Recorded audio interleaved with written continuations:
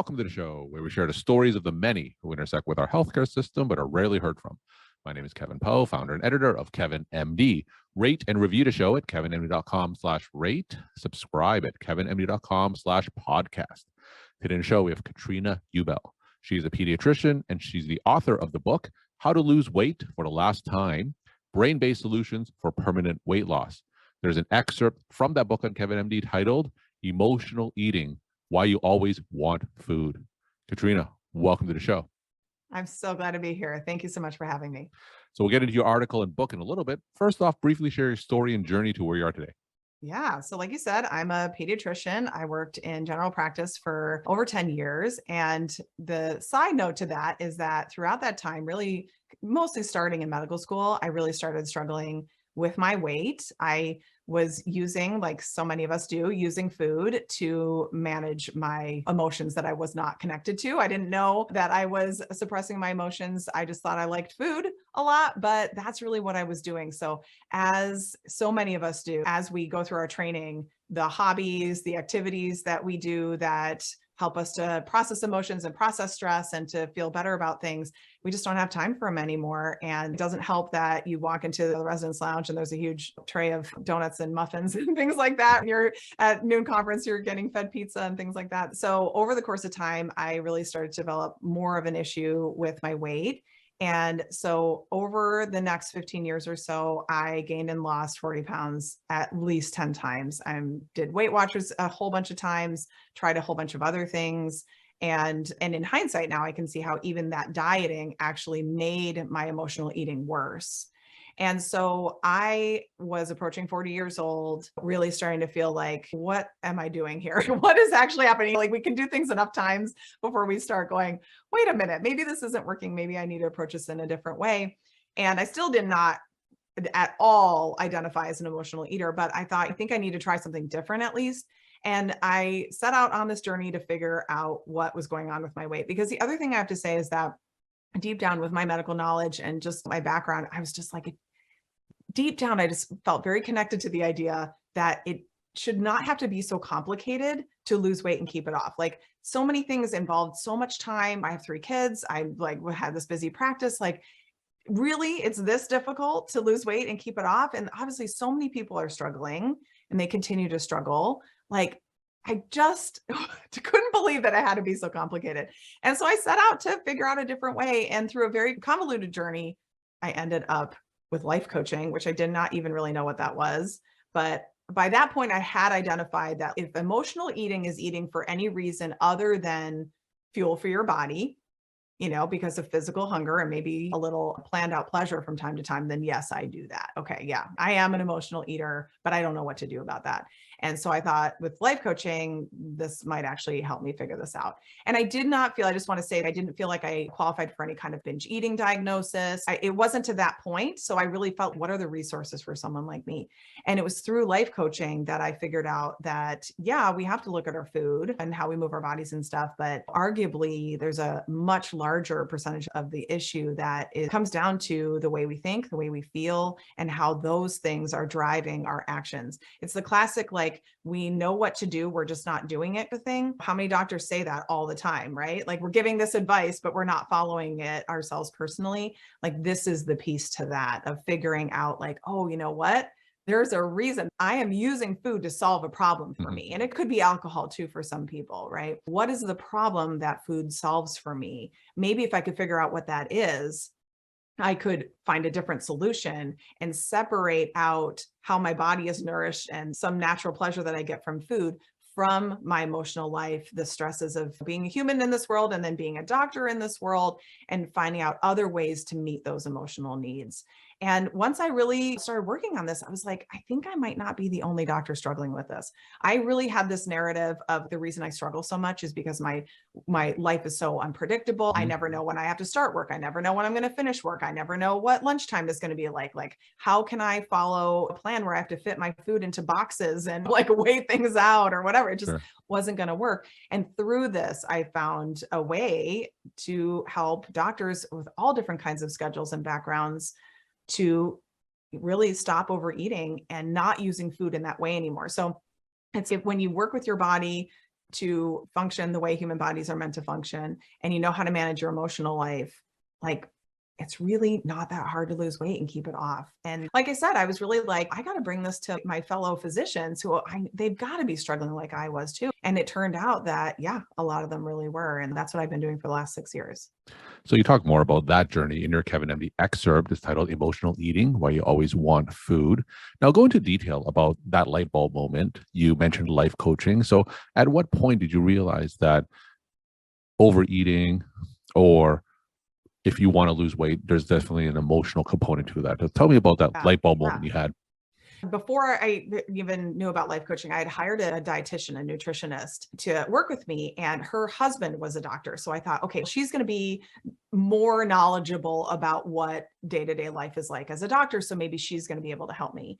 And a lot of it wasn't actually very helpful. She would tell me things like that I should stop in the middle of afternoon clinic to eat a snack. And I was just like, I hear what you're saying. And also I'm never going to do that. Like when I'm already 40 minutes behind and all this other stuff. But one thing that she did encourage me to do was, like, she gave me an assignment, like so many of us. I'm a good student. I will take the assignment and do it. She asked me to go find any book by this author, Janine Roth, and read it.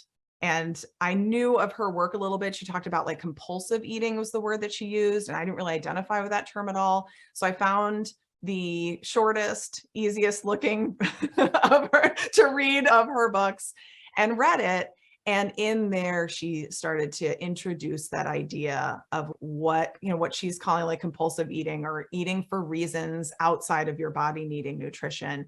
And even then it didn't really hit me, but it was truly one of those, like, you're in the shower moments where I was like, wait a minute. Okay. So if that's what emotional eating is, then yes, I do that. So now what? Right. So that light bulb moment was, oh, okay, then I don't need to be spending so much time counting points and figuring out if like macro counting is going to be the best thing. All that kind of like obsessive thinking about food and managing food and all of that, that's not going to be the avenue. Like trying the latest diet trend isn't going to be the thing. I've got to figure out how I can be helped from an emotional standpoint. And I actually found life coaching in a different way. A friend of mine had become a life coach and had helped me on like just a family issue. And then I started to see, oh, wait a minute, this actually applies here as well. And then I thought, it really was a big chance. It was like people did not know what this was. And I didn't really either, but I really felt, no, but this makes sense, right? If what precedes our actions, the ones we want to be taking and the ones that we don't want to be taking, if what precedes that, and this is cognitive behavioral therapy, if this sounds familiar to people, if that's your feelings and then your thoughts, it might be good to know what our thoughts and feelings are. And I came to it going like, my thoughts, I don't know what I think. I just have like song lyrics in my head all day. And what do I feel? I have no idea. What are we taught to do in medicine? You got to be professional. You got to just stuff that stuff down. And you're like the duck, right? On the surface, it's all calm and smooth and peaceful. And underneath, you're just paddling like crazy. So I had to really learn how to access my emotions. I think part of that too is so many of us, as we're going through our training, we are taught to deny our physical needs. It doesn't matter if you need to go to the bathroom. Now's not a good time. If you're tired, too bad. If you're hungry, too bad. If you're thirsty, too bad. And so we start to almost like leave our bodies and just live in our heads. Whatever the messages are from the body doesn't really matter because we're not going to listen to them anyway. We just override that. So part of this work is repopulating, coming down from our heads into our bodies. Like, how do you know that you need to eat? Do you even know what it feels like to be hungry anymore? How do you know when you've had enough food? Those signals are all within us. We've just trained ourselves to not listen. So take us through a scenario. You mentioned a lot of physicians were probably in similar situations to you were in terms of being so busy, struggling with their weight. So in a typical scenario, let's say if you were to give advice to a physician who used to be in your place, take them through that step-by-step process. What would they do next? Yeah. The first thing that I did was I just started not eating when I wasn't physically hungry. So I didn't change what I ate at all. I just made one change, which we know from all the research on habit formation that really going all in on one thing that feels very doable is going to be the most likely to linger ongoing for us. So I just thought, if emotional eating, if we should only be eating when we're physically hungry, I can agree that I will not eat if I'm not physically hungry. So I will actually check in with my body. Do I want want to eat right now. So many people have this, end of the day in the office or end of the day after operating, you're hungry, dinner won't be for a little while. So then you have a snack, you get home, you're not actually hungry, but then it's quote unquote time to eat. So then you eat anyway. So what I did was I just thought, you know what, I think I can probably just wait to eat. And if I get hungry later, I will eat. And also it can be okay if my dinner was the animal crackers that I ate at 5 o'clock after the last patient left or whatever. And then that's it. Maybe I can work on just getting more connected to my body in that way. I think that's a really great place to start. Another place to start, or another thing to try, is for people who will say, I don't know why, like all of a sudden I was just in the pantry and I was just eating this stuff.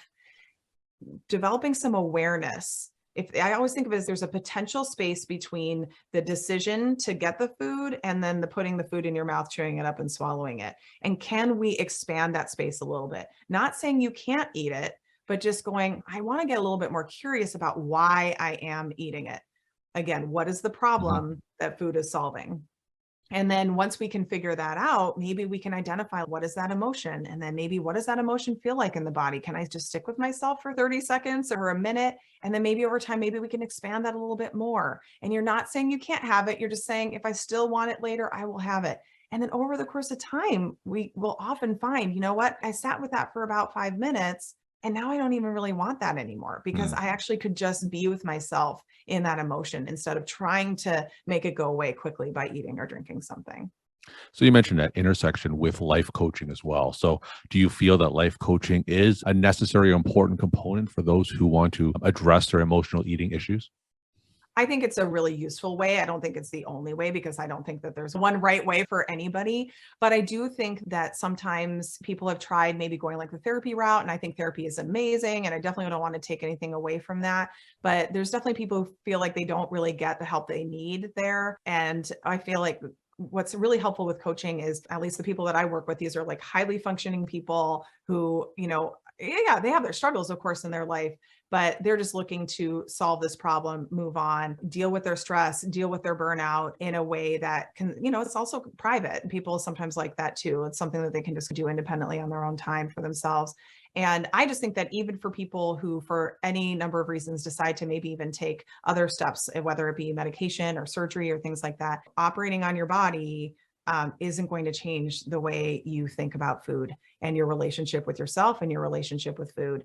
And so I think that if we want to really create what I call peace and freedom around food, which means you can be around all of your favorite foods, all of those trigger foods, and you'd be happy to eat them, and that would be fine. You'd just be just as happy to not eat them, and that would be fine as well. Like, it just doesn't matter that much to you. We have to do work on our brains. That's the part that we can't skip. We're talking to Katrina Ubell. She's a pediatrician and she's the author of the book, How to Lose Weight for the Last Time, Brain-Based Solutions for Permanent Weight Loss. Katrina, what are some of the other main messages that you want readers to come away with after reading your book? I think what's really important too, especially just speaking to healthcare providers, is particularly if you're somebody who hasn't struggled with your weight. I hear from people a lot that their doctor said it's just calories in, calories out. It can come across as insensitive now. And of course, we don't mean that. Doctors, the vast majority are coming from this place of having a servant's heart and really wanting to help people make a difference. But I would also say that you have to understand that if someone that you're taking care of is struggling with their weight, or you've asked them or encouraged them to lose weight and they haven't been successful, it's not just as simple as eating less and moving more. Like, it really isn't, to the point where I'm at a point, I feel like it's 20% what you're eating and 80% what's going on in your brain. And so even just to identify like that, and just to be aware of it, I think is going to really help doctors to be able to offer truly supportive advice to their patients. And one of the reasons I wrote this book was for doctors to be able to have something really easy to refer their patients to, because right now a lot of them are referring them to my podcast, Weight Loss for Busy Physicians, but we have about 300 episodes. So you can imagine like a new patient, new to podcast, going like so overwhelming. So this could be just that easy way for a doctor to say, hey, you know what, maybe check this book out, go to the library and ask for it, whatever it is, and see if any of this resonates with you. There might be some things that you haven't tried before, some things that you're not aware of. And I think we just all we have to change our whole like narrative around it. People sometimes say anyone who struggles with their weight, they're just a miserable person. I find that actually pretty offensive. Like, Because guess what? We're all miserable Yeah, people. yeah, Like yeah. all of us have our way. Some of us are just using food to deal with it, and other people are using other things to deal with it. So we don't have to judge that. We all have emotions. This is normal. This is just a coping strategy that's been developed, and it can be deconditioned as well. So other than buying your book, what's the Yeah. immediate next step for physicians who do want to lose weight? I think probably the best thing to do is to spend a little moment, a quiet moment, whether it's in the car or in the shower like I was, and just really think about, what do I think when I think of myself as an emotional eater? Is that something that resonates? Can I say, yeah, you know what, I do that? Like when I learned this and shared it with my husband, who's an ear, nose, and throat surgeon, he doesn't struggle with his weight, but I told him what this is. And he was like, oh yeah, I totally do that. When someone cancels, I go get a handful of peanut butter filled pretzels. Like all of us are doing this probably to some degree, at least with something.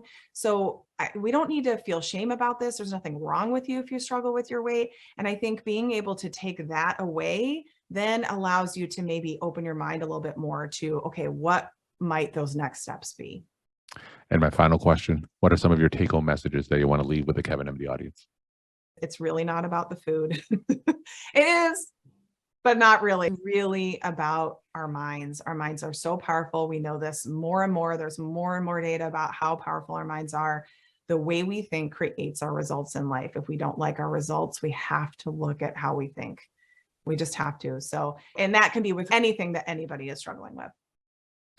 Katrina, thank you so much for sharing time and insight. Thanks again for being on the show. Thank you so much.